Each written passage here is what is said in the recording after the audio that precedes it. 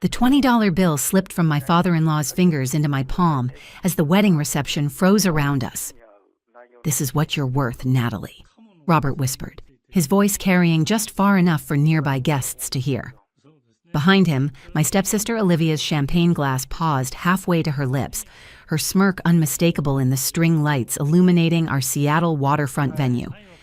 "Today's not just about Natalie and James," Robert had announced moments earlier, glass raised to the crowd of colleagues who'd watched me transform his failing marketing firm into a tech powerhouse.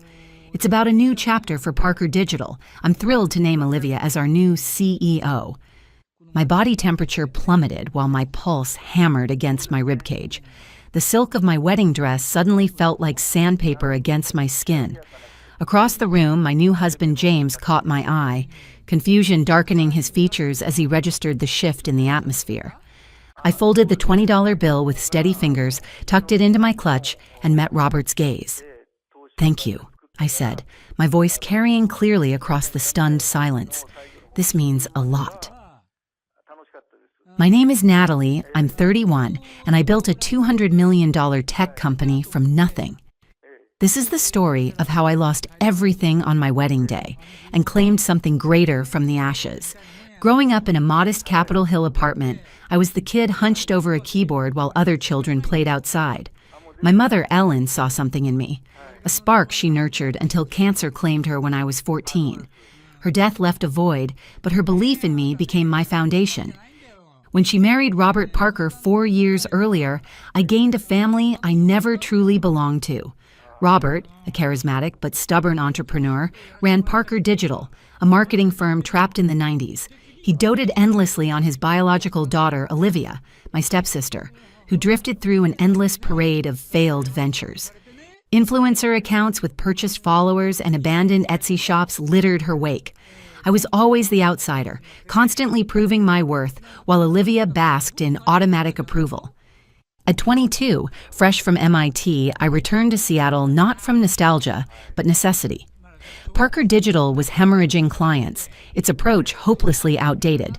I saw a path forward, an AI-driven analytics platform I'd been developing since sophomore year that could predict consumer behavior with uncanny precision.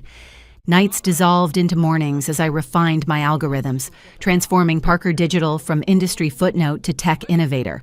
Clients like Starbucks and Amazon signed exclusive contracts, and by 30, I'd built a $200 million enterprise. Yet Robert never truly saw me. To him, I remained Ellen's daughter, not his. Meanwhile, Olivia at 28 contributed nothing but complaints while collecting a director's salary. James, my fiancé and high school physics teacher, kept me grounded, reminding me to breathe when work consumed me. As our wedding approached, I dared to hope for a day free from striving, a moment to celebrate love rather than survival. I should have known better. The $20 bill burned in my clutch throughout the reception. I maintained my composure, dancing with James, thanking guests, playing the radiant bride while inside. Volcanic rage built with each passing minute. The betrayal replayed in endless loops. Robert's announcement, Olivia's smirk, the room's collective intake of breath. That night, while James slept beside me, I slipped into my home office. The betrayal wasn't just professional. It was the final confirmation that despite years of effort, I would never be family to Robert. My mother's voice echoed in my mind. "You're enough, Natalie."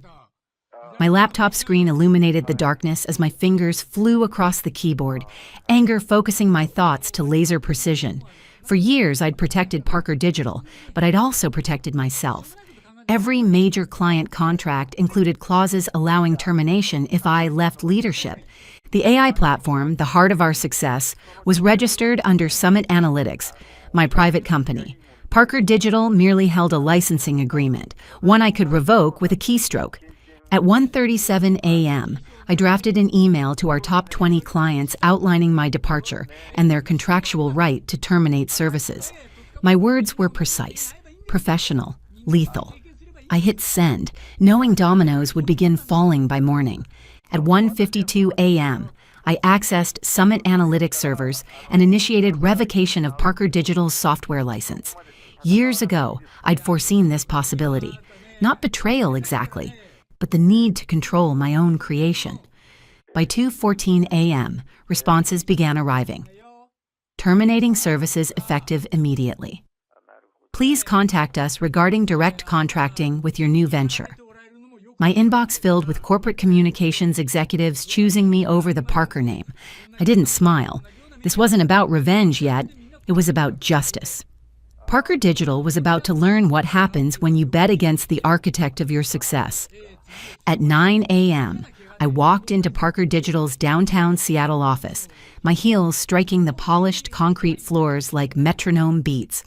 Employees glanced up, their expressions tense, already sensing seismic shifts. My inbox overflowed with notifications. 15 top clients had terminated contracts overnight, citing my departure. I'd revoked Parker Digital's license to my AI platform at dawn, severing them from the technology powering their entire operation. In my hand was a tablet loaded with 3 documents: my resignation letter, the client termination clauses, and proof that Summit Analytics owned the AI platform outright. I strode into the executive boardroom where Olivia and Robert were frantically working phones. Olivia's perfectly styled hair had frizzed at the edges, her eyes wild as she thrust her phone toward me, displaying an email from T-Mobile. Contract terminated effective immediately. What did you do, Natalie? She demanded, voice cracking. I tilted my head slightly. Just the beginning. Robert stepped forward, his tailored suit unable to mask the sweat beading at his temples. Natalie, let's talk this through, he said, voice gentler than I'd ever heard it. I ignored him, tapped my tablet, and illuminated the boardroom screen. My resignation letter appeared first, effective immediately. Next, the termination clauses signed by clients now walking away. Finally, the ownership papers for the AI platform showing Parker Digital's license was now void. You wanted me out, I said, meeting their stunned expressions. You got it. The room fell silent, their empire crumbling in real time before them. I turned and walked toward the door, but Olivia chased after me, her voice rising an octave. You can't do this, Natalie, she shouted, phone still clutched like a lifeline. Behind her, Robert followed, his usual swagger replaced by the unfamiliar posture of doubt. The office buzzed with whispers as employees scrolled through emails piecing together the unfolding catastrophe. The CFO, David, pushed through the gathering crowd, his face ashen. Robert, he said, voice tight. We've got a problem. Investors are pulling out. Half the development team just resigned. Without Natalie's platform, we're dead in the water. I stood motionless, letting his words settle over them like a shroud. Olivia's eyes darted to mine, suddenly desperate. Fix this, Natalie, she pleaded. You owe us. I almost laughed. Owe them? After years building their empire while they dismissed me? After Robert's $20 insult on my wedding day? I met her gaze, my voice low but cutting. You took everything I built in one night. I just took it back. Robert tried again, his tone uncharacteristically humble. Natalie, we can work this out. Your family. The words stung. Family hadn't stopped him from betraying me on what should have been the happiest day of my life. I thought of my mother, her quiet strength, and felt a strange calm settle over me. You made your choice, I said, turning away. Now live with it. As I walked toward the elevator, I heard Olivia's sharp intake of breath and Robert's stunned silence. The glass doors closed behind me, and for the first time in years, I felt unburdened. By noon, Seattle's tech community was ablaze with news of Parker Digital's collapse. Headlines screamed, Parker Digital loses major clients overnight. Artificial intelligence platform dispute cripples tech firm. Their stock plummeted as social media exploded with speculation. I paid little attention. I was in my new office, a sleek space in Pioneer Square, launching Summit Analytics. My core team, developers, engineers, and executives who'd followed me from Parker Digital, were already configuring servers and finalizing contracts. Starbucks and Amazon, loyal to me rather than the Parker name, had already signed with Summit. By 2 p.m., we'd secured $50 million in contracts, a third of Parker Digital's former portfolio. I sipped coffee, watching Parker Digital's stock ticker tumble on my monitor. The emotion wasn't joy, but clarity. Years of fighting for Robert's approval, of carrying Olivia's dead weight, had taught me one vital lesson. My worth wasn't tied to their validation. James called, his voice warm but concerned. "You okay, Natalie?" I smiled, picturing his kind eyes. Better than okay. Summit Analytics wasn't just a company. It was mine, built on my terms. As my team celebrated our first day, I glanced at the $20 bill on my desk, a reminder of what I'd overcome. Parker Digital was imploding, but I was building something stronger, and Seattle's tech world was taking notice. 3 days later, Olivia texted, "Natalie, please meet me. One conversation." I stared at the message, her desperation almost comical after years of smug dismissal. I agreed, not from compassion, but curiosity. We met at a quiet Fremont cafe far from tech industry haunts. Olivia looked different. Designer clothes replaced by jeans and a plain sweater, her eyes shadowed by sleepless nights. I sat across from her, sipping tea, waiting. "I didn't know," she started, voice unsteady, "about the contracts, the software ownership, any of it. We thought you'd stay." I raised an eyebrow, silent. She continued, words tumbling out. "Parker Digital's collapsing. Investors gone. The software's useless without you. Dad's a mess. We need you back, Natalie." Her words stirred memories. My mother's funeral, where Olivia checked her phone throughout the service. Family dinners where Robert praised her half-baked ideas while I sat invisible. I leaned forward. "On my wedding day, when your father gave you my company and handed me $20, did you think it was wrong?" She flinched, eyes dropping to the table. "I didn't think," she mumbled. I nodded, unsurprised. "Exactly, you took everything I built and laughed.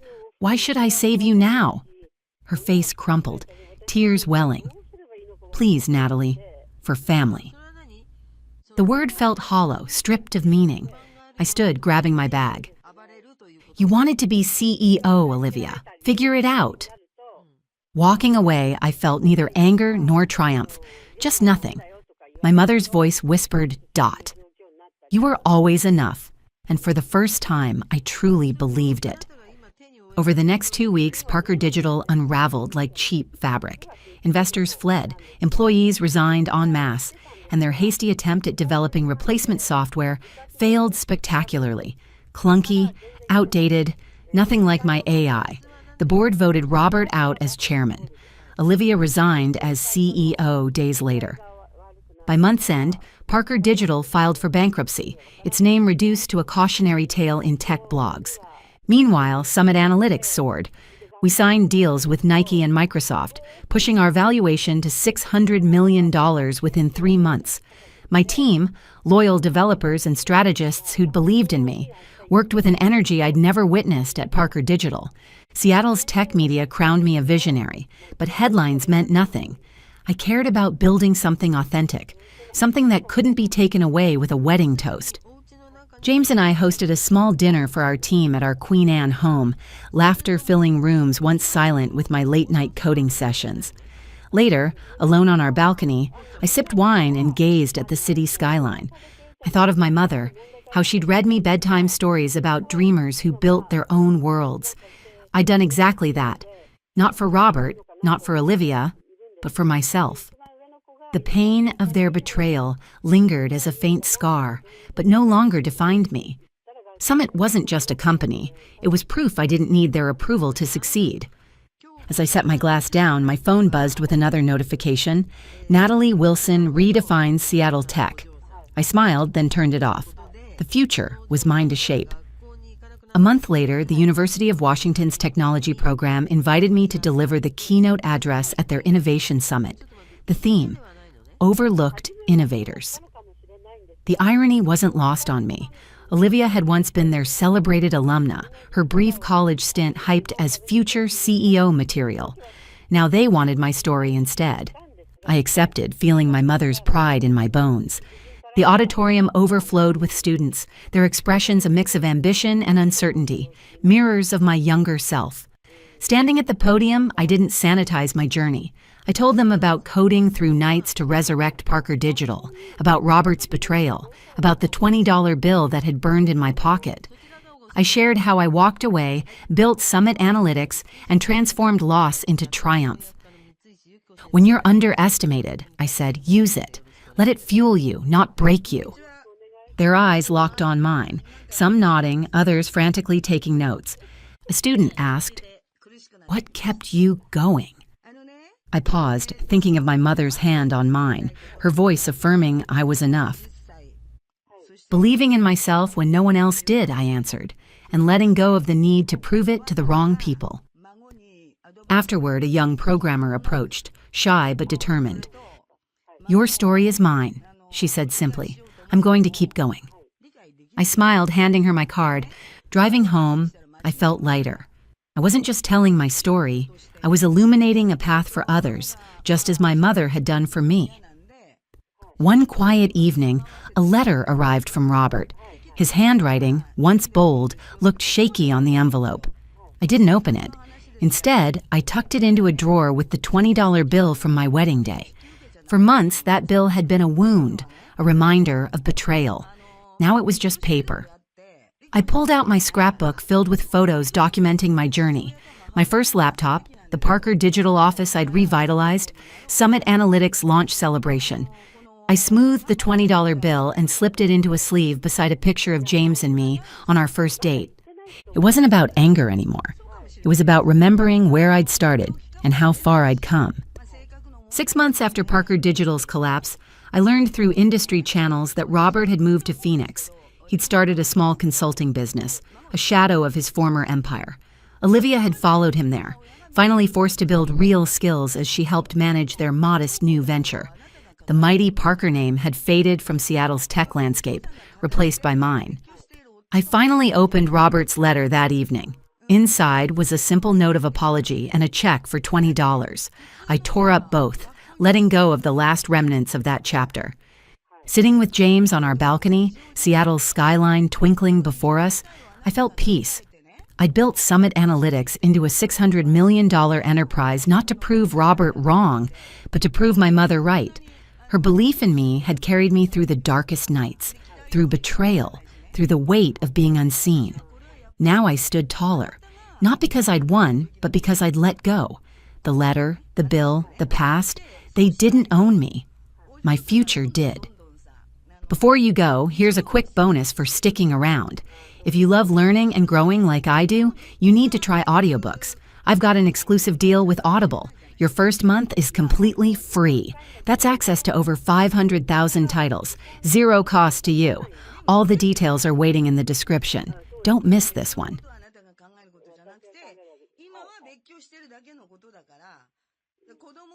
The pen hit the document with a hollow tap that echoed through the cavernous living room. My fingers went numb as I read the words, Clause 7.1 again, the legal language swimming before my eyes. Any and all assets acquired during the marriage shall be considered the sole property of Quentin Wellington III upon acquisition. Betrayal tasted like copper in my mouth. My stomach clenched as if someone had reached inside and twisted my organs into knots. Through the mansion's tall windows, Charleston's golden afternoon light sliced across the mahogany table, illuminating the prenuptial agreement like a spotlight on a stage. "Sign it," Ursula said, her voice honey smooth, but her eyes cold as river stones. Her perfectly manicured nail tapped impatiently beside the signature line, "Or the wedding is off." From his wingback chair, Quentin's father, Victor, swirled his scotch, ice cubes clinking against crystal. The sound was somehow smug. And Quentin, my fiancé of 13 months, the man who had promised to build a life with me just days before our wedding, stared at his handcrafted Italian shoes as if they contained the secrets of the universe. His silence screamed louder than any words could have. My name is Natalie. I'm 29 and a self-made real estate investor. This is the story of how I turned a family's greed into their most public humiliation. I wasn't born into wealth or privilege. My childhood home in Savannah had creaky floors and secondhand furniture, but it was rich with laughter and lessons about integrity. My father fixed cars with calloused hands that always smelled of motor oil. My mother taught 3rd grade, coming home with construction paper stuck to her clothes and determination in her eyes. They raised me to believe that character matters more than cash. College applications were spread across our kitchen table my senior year of high school, a map of possibilities. "You can go anywhere," Mom said, squeezing my shoulder as I calculated application fees against my savings from 2 part-time jobs. Her faith wasn't misplaced. My acceptance letter to an Ivy League business school came with a full scholarship. While classmates partied on their parents' dime, I worked in the library building networks and knowledge when others built hangovers. After graduation, I took my $12,436 in savings, every dollar tracked in a worn spreadsheet, and bought my first property, a dilapidated duplex in a neighborhood others had written off. I renovated it myself, learning plumbing from YouTube videos, painting until my shoulders ached, and negotiating with contractors who initially dismissed me. The property sold for double my investment. Then came another and another. I developed a reputation for seeing potential where others saw problems. By 28, my company had transformed dozens of properties, and my net worth had quietly grown to over $29 million. I didn't flaunt it. Wealth was my security blanket, not my identity. I met Quentin at a charity auction. He bid $15,000 on a painting I wanted for my office, then offered it to me with a disarming smile. "Art should go to those who truly appreciate it," he said, his blue eyes crinkling at the corners. He was handsome in that effortless way of old money, confident without arrogance, polished without pretension. "I can buy my own paintings," I said, more amused than impressed. "I'm counting on it," he replied. "Makes you much more interesting than the usual crowd." He claimed to be tired of Charleston's high society games. "It's all so empty," he confessed over dinner dates and sunset walks. "Family name this, legacy that. I want something real." I believed him. I fell for his apparent authenticity, his seeming desire for connection beyond wealth.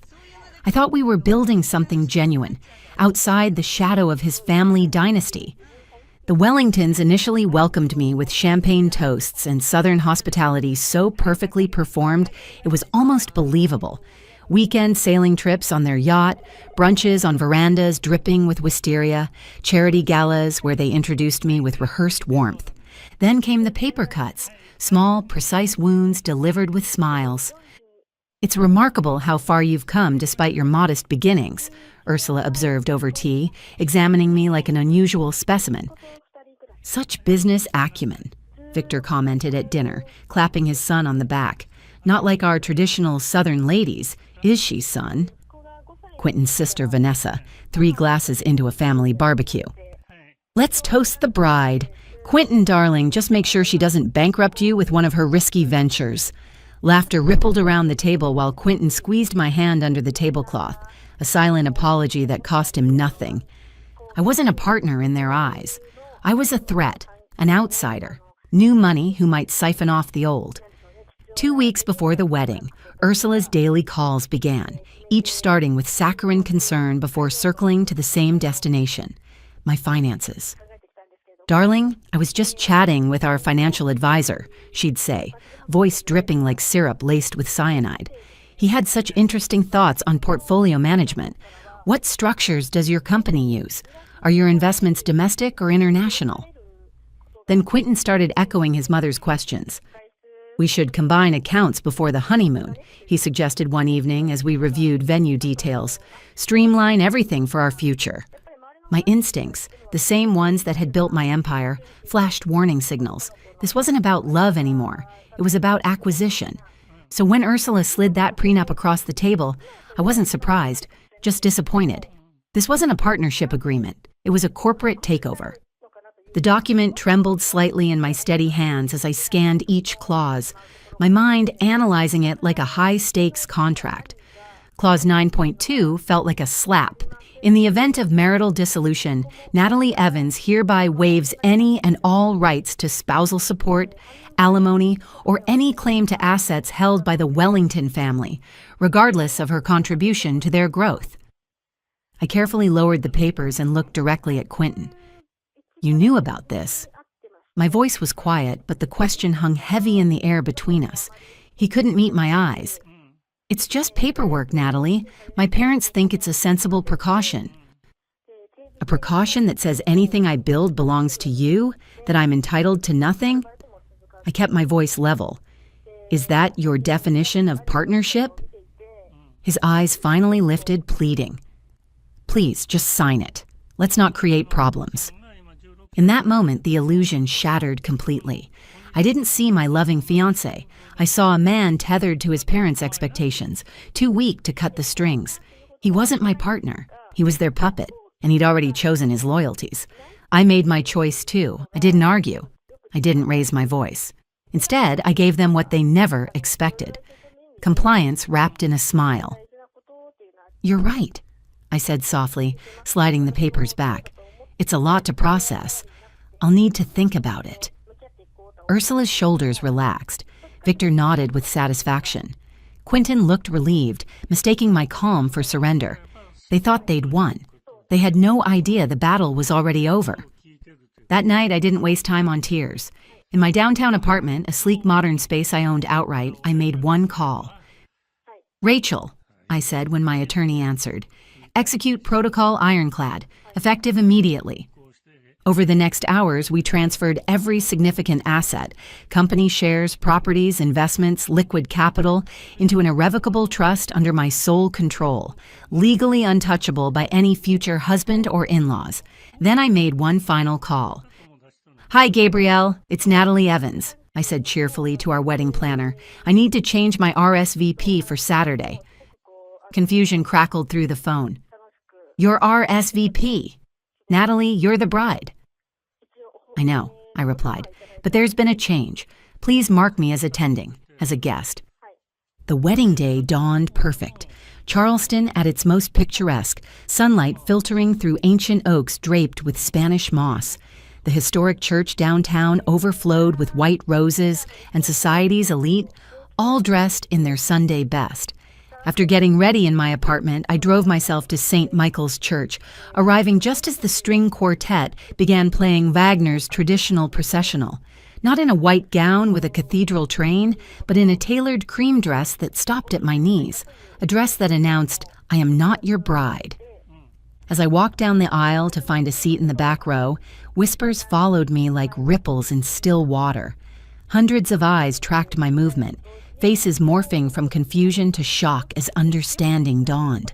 Ursula found me first, her face contorted with fury as she marched down the aisle, pearls bouncing against her collarbones. "What are you wearing?" she hissed through clenched teeth. "What is the meaning of this spectacle?" I smiled calmly and presented the pristine, unsigned prenuptial agreement. "I'm here as a witness, not a participant," I said, my voice clear enough for nearby guests to hear. "You said sign it or the wedding is off. I didn't sign." Her face blanched as Victor stormed over, having witnessed the commotion from his position near the altar where Quentin stood, ashen-faced and panicking. "You ungrateful little nobody!" Victor boomed, his complexion mottling red beneath his tan. "After everything we've offered, you humiliate our family like this? You'll never see a cent of Wellington money." The church fell silent. This was their moment to put me in my place, to remind me of my station. I didn't flinch. From my clutch, I withdrew a slim folder containing a single magazine, the latest issue of Forbes. I held it up so he could see the cover clearly. There I was, photographed in my office, professional and poised. The headline blazed in bold type. "The Southeast's newest titan, how Natalie Evans built a $29 million empire before 30. I let him read it. I watched his eyes widen, pupils dilating with shock. Then I met his gaze directly, my voice steady and clear in the cathedral silence. "This was never about getting anything from you, Victor. I have 29 million reasons to never need your name." A collective gasp rippled through the church. Across the aisle, Vanessa's champagne flute slipped from her fingers, shattering against the stone floor like the family's illusions about me. Quentin stood frozen at the altar, looking less like a groom and more like a child whose favorite toy had been taken away. Their arrogance evaporated, replaced by the dawning realization that they'd tried to trap a wolf thinking it was a lamb. I didn't stay to witness the aftermath. With dignity intact, I walked back up the aisle and through the heavy wooden doors. Outside, The Charleston sunshine warmed my face as I drew my first free breath in months. Relief mingled with the bittersweet ache of losing what I'd thought was love. Hours later, in the sanctuary of my apartment, my phone illuminated with Quentin's desperate messages. "Natalie, please call me. We can fix this." "It was a mistake. I love you." My parents are devastated. They're blaming me for everything. I read each one without emotion, recognizing the words of a man mourning a financial opportunity rather than a relationship. He wasn't sorry for betraying me. He was sorry he'd been caught. Sorry he'd failed his parents' expectations. With methodical precision, I blocked every Wellington number: Quentin, Ursula, Victor, Vanessa. Each tap of my screen felt like cutting another string that had tried to bind me. It wasn't vengeance, it was freedom. And 2 weeks later, I received formal confirmation that the engagement was officially dissolved. My attorney informed me that Quentin had withdrawn his proposal through legal channels, effectively ending any remaining contractual obligations related to the wedding. The chapter was closed permanently, exactly as I wanted it. Looking back, I know I made the right choice. My heart raced that day, not from anxiety, but from finally claiming my power. The lesson in betrayal delivered an unexpected justice. They wanted my money, but all they got was public humiliation. I kept my dignity, my independence, and my $29 million. So I have to ask you, what would you have done? Would you have signed away your future for what you thought was love? Or would you have walked away like I did? Before you go, here's a quick bonus for sticking around. If you love learning and growing like I do, you need to try audiobooks. I've got an exclusive deal with Audible. Your first month is completely free. That's access to over 500,000 titles, zero cost to you. All the details are waiting in the description. Don't miss this one.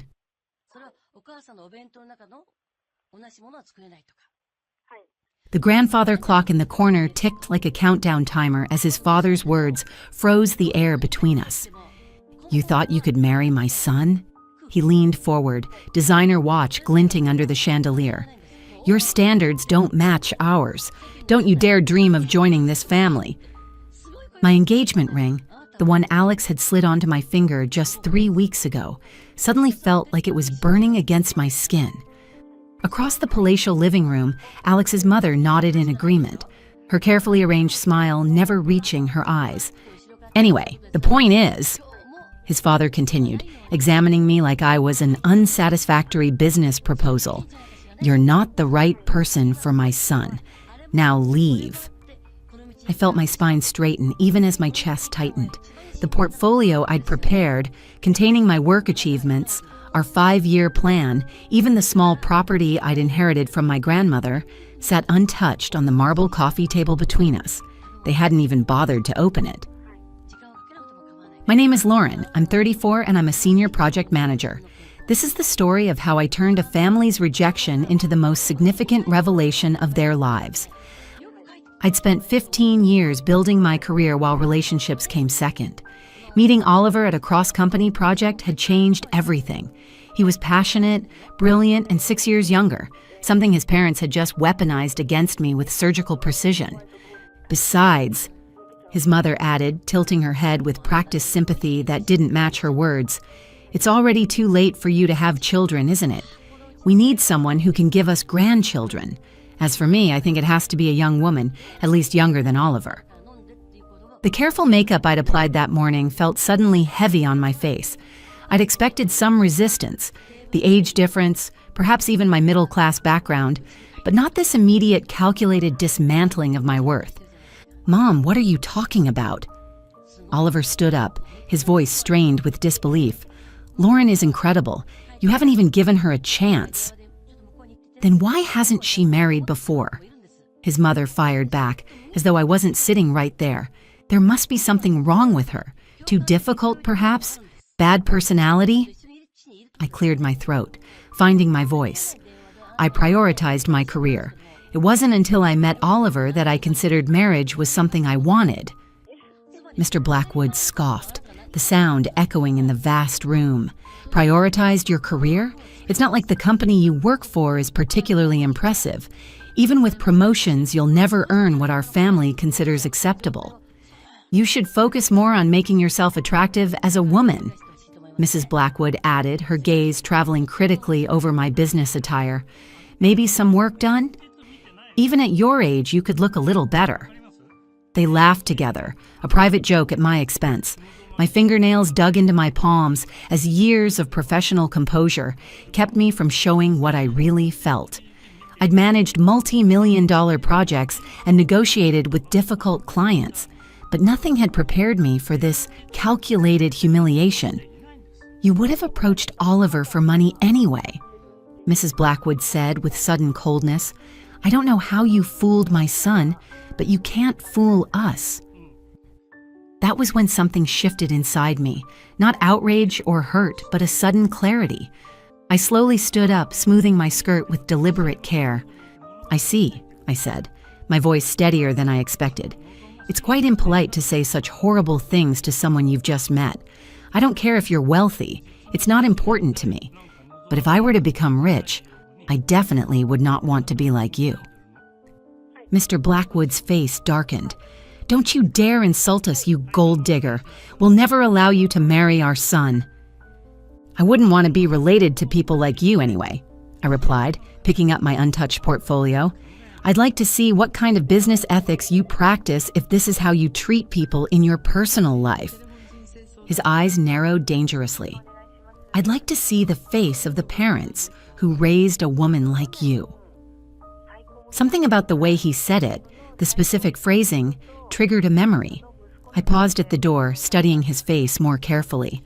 The set of his jaw, the particular way he tilted his head when angry.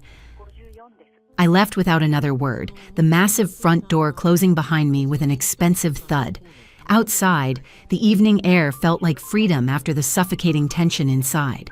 I was halfway down the winding driveway when Oliver caught up to me, his face flushed with anger and embarrassment. Lauren, I'm so sorry.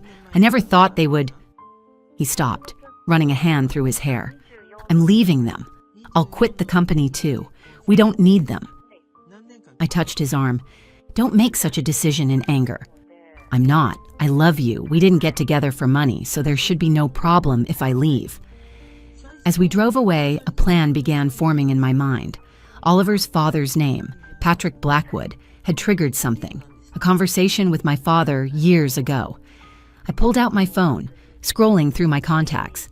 Instead of going to my apartment, let's go to my parents' house, I said quietly. My parents welcomed us warmly, despite the unexpected visit. Over tea, we explained what had happened. My father listened silently, his expression changing subtly when I mentioned Oliver's father's name. Your father's company is called Apex Innovations, right? He finally asked Oliver. And your father is Patrick Blackwood? Yes, but why? My father nodded slowly. I thought so. Why don't we go with you to your parents' house? Now. Dad, what's going on? I asked, recognizing the look on his face, the one he got when one of his former students had missed the point of an important lesson. Because they said they wanted to see my face, right? Let's show them, shall we? 40 minutes later, we were back at the Blackwood mansion.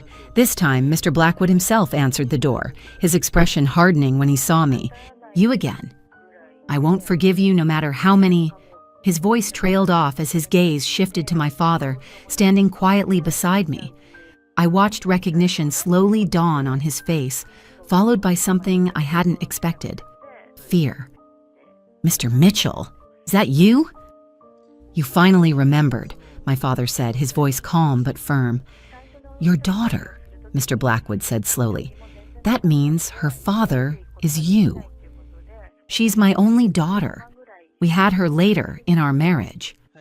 My father's posture straightened, the way it did when he was about to deliver an important lesson. How dare you insult my precious daughter? Have you forgotten what I told you back then? Mr. Blackwood's face had lost its color, the arrogance from earlier completely gone. When you were arrested for smoking, drinking, even shoplifting, I covered for you. I gave you a chance to become a better person, didn't I? I did everything I could so you could get a decent job. I stared at my father in surprise. In all my years, he'd never mentioned knowing the Blackwood family. Didn't I teach you that no one can live alone and we all support each other? My father continued. And yet, as soon as your company becomes successful, you've forgotten all that, haven't you? I apologize for that. Mr. Blackwood stammered, a complete transformation from the intimidating figure of hours earlier. If you're to be the president of a company, you need to treat people with compassion, my father said. You think you're better than others because you're successful. You're looking down on people when you shouldn't. Mrs. Blackwood appeared in the doorway, her expression confused. Patrick, what's happening? Who is this? This is Mr. Mitchell, he replied, his voice strained. He was my high school teacher, the one who kept me from going to juvenile detention. Understanding flickered across her face, quickly followed by alarm. First of all, my father said, I want you to apologize to my daughter. I am sorry, Lauren, Mr. Blackwood said, bowing his head. You should apologize too, he told Mrs. Blackwood, who immediately followed suit. I felt a strange mix of vindication and discomfort.